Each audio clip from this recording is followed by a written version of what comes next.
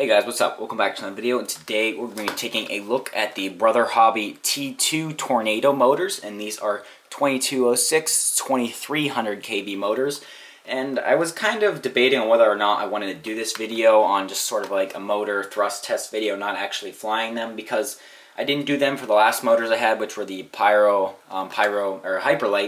V4 2206 2522 kV motors. But it seems like a lot of people were wondering where the video was, so I guess I'll start doing these videos again. So let's get this box open. Just a simple little box. There's not much in here, just the motor and a bag of 4 screws along with the prop nut. Let's just take a look at this little nylock here, and if you take a look compared to a regular nut, it is quite a bit thinner and smaller there. And if we weigh that, that'll be a little bit lighter, which is nice. So the original prop nuts, something that you normally see on like an Emax motor, are 0.59, 0.6 grams, and these are 0.43 grams. So you're saving 0.2 grams. So, you know, a little bit of weight saving, less rotational mass for the bell. And I just think it's nice to keep it, it looks a lot lower profile there. So that's out of the way, that's really simple. So let's dig in closer and get a look at this motor. Alright, so here we have it. So Brother Hobby is a high quality brand of motor, and if you can't really see it, it's kind of in the light, Brother Hobby's written across there. And right away you can tell that the quality of this motor is very good, just the fit and finish and the feel, and all the precision CNC cutting around the bell and all these unique little fin cutouts. I'm not sure how, if this, since these are kind of flat and going into the wind there, they might actually cause a little bit more resistance. I actually have no idea if that's going to matter or not, but this should keep the motor running cooler. If you look at the top, it has a solid aluminum shaft. It does not have a hollow steel shaft, which is a little bit heavier and not as strong, but, you know, I believe this is 70-75 aircraft grade aluminums. So it should still be very strong. It's not a huge point, but it's definitely not one of the newest hype motors. It's a little bit older now.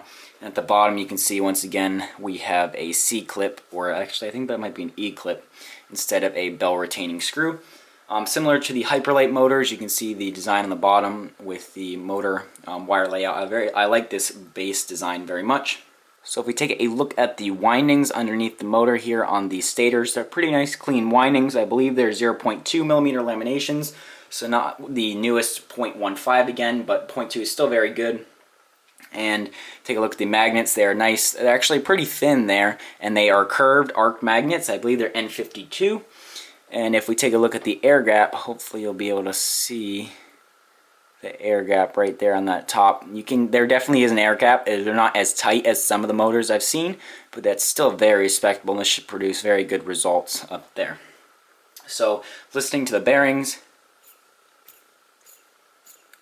they're really smooth. They sound really smooth to me. They don't sound quite as, I don't know, they just don't sound quite as good as the Hyperlight motors did, but those motors are definitely the best sounding I've ever had, and these sound probably the second best I've ever heard on the bearings there. So the quality construction of the motor is very, very good, high quality there. So let's get a weight on this without the prop nut, and this includes the wires, so that'll be cut down once you cut them down. So this comes in fairly heavy at 31.5 grams for a 2206 motor in this class.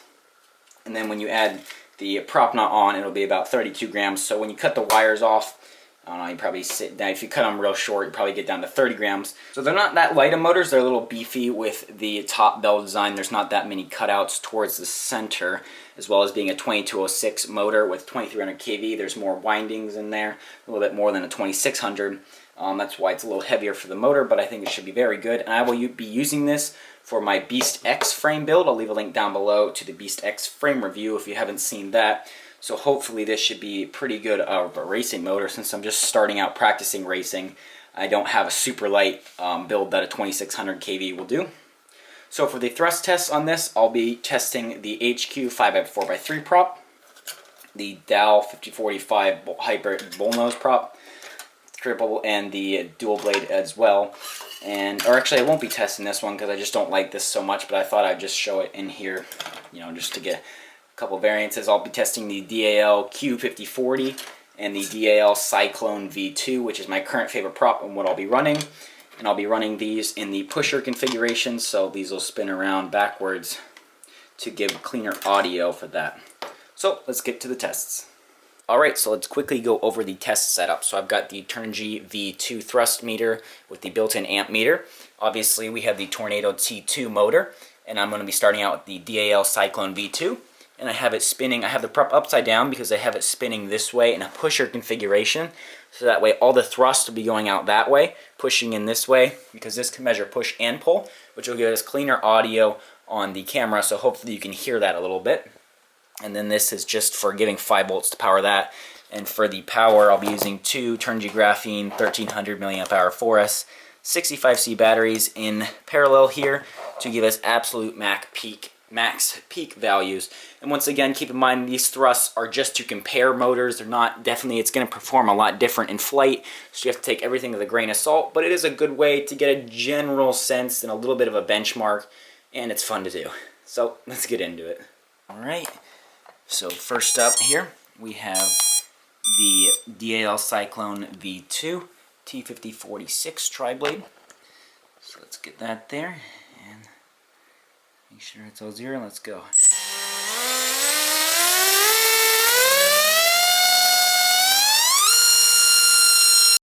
Alright, on the DAL Cyclone V2 we got 1,259 grams of thrust, 33.71 amps, with 543 watts pulled with an efficiency of 2.3 grams per watt. So quite high power there for not that many amps. You know, it's not the best, but once again, this prop is a very dynamic prop, so in flight will be quite a bit different. Okay, now we have the HQ prop ready to go. Okay, HQ's on.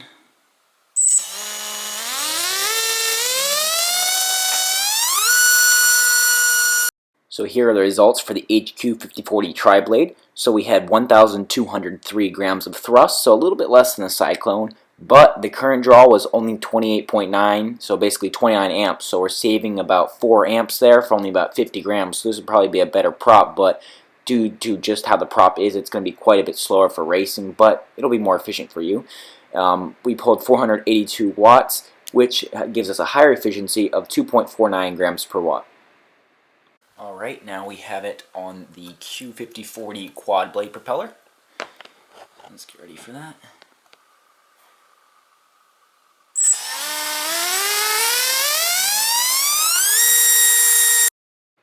Here are the results of the DAL Q5040. We got 1,284 grams of thrust, so pretty much in line with the other props with 32.52 amps there. So once again, being a 2300 kV motor with the 2206 stator size, it's very hefty and capable of turning a heavier prop like this and not getting ridiculous amp values like some motors push over 40 on something like this if they can't handle it.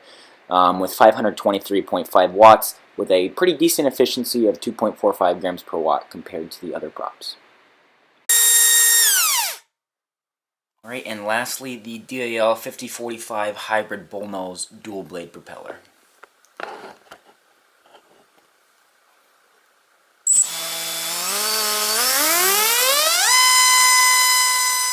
So these are the results of the DAL dual blades. So we got 1,111 grams of thrust, so 1111, and we got 26.2 amps, so not as much thrust, but definitely a lot lower current. So I'm thinking the 2600 kV edition of this motor would be if you're looking for speed and all out, you don't need that extra handling that a tri-blade has. I think this prop would be a very good choice for that, at least to try out. And we got 425 watts with the highest efficiency of the props in this test at 2.6 grams per watt. Alright, so there we go. Those were the results. And before we recap real quick here, let me just go over some things that I forgot to mention. The ESC in question is the DYS XM 30 amp ESC for the testing there. And also for the shafts, they are all clockwise threaded. All the nuts and shafts are clockwise threaded. None of them are left hand, so counterclockwise. So they don't self-tighten, and well, on 2 motors they will, but however, since these are nice nylon nuts, nylock nuts, they are not going to come off, except in maybe an extreme crash you might have an issue with that. But I know a lot of people like all clockwise. I don't really care, but it is something to point out, as well as these nuts versus something like this, which is just a standard prop nut. Similar to the Hyperlight nuts that came with those, the pink ones, there's just something about these, the nylon insert is just a little bit softer. I think it definitely holds just as well, if not better, as one of these nuts. However, I find these are just extremely hard and painful to tighten down, especially if the prop's cutting into your fingers. But these ones kind of just like slide on. They're a lot smoother, so I definitely like these. But one downside of them being a little shorter than the other ones is if you're using a tool, you can see that, a tool like this, I just have this little prop wrench I use, there'll be less in there to tighten down to, so you'll be more likely to slip off and maybe strip it. However, I slipped off a bunch of times and there's not even a nick on that, but that is another thing to point out.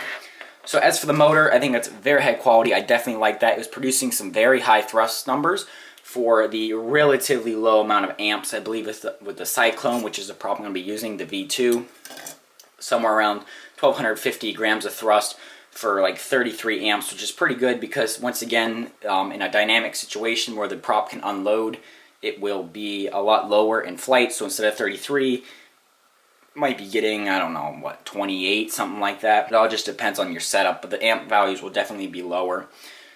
So you have to take everything with a grain of salt. But, you know, for the 2300 kV version, it pretty much proved through the amp readings on all these props, especially the Q5040, which is a heavier prop, and definitely the Cyclone, that since it's really torquey at 2206, 2300 kV, and large, very strong magnets, it's got a lot of torque, so it can spin the heavier props like the Cyclone, which is 5.3 grams, and the DAL Quad, which is a 4.2 gram. Even if you want to use this prop, which I don't really know why you would, it's not a very good prop, at 5.2 grams. So, or something like a Racecraft 5051, this can definitely handle that. If you're going to 2600 kV, I'd stay something lighter, like this HQ prop is 3.6 grams, but you know, that's all up to you. So all in all, it's a very strong yet efficient motor, and I definitely like it, and I really look forward to getting to test these out in flight. I'll leave a link down below from Get FPV, which is where I purchased them if you wish to check it out on their site. It's around, I believe, normally it's like a $23 motor, but I got it on sale for $19.99 each, so $80 per set, which is, you know, it is a premium motor, but I definitely think it has premium build quality, super solid. There's no play in the shaft, as well as, you know, it's got some pretty nice results there. So yeah, that was the end of the video. Please subscribe if you want already. I'll leave a link down below to my Patreon if you wish to help support the channel and you enjoy these types of videos and content, and I'll see you in the next video. Bye.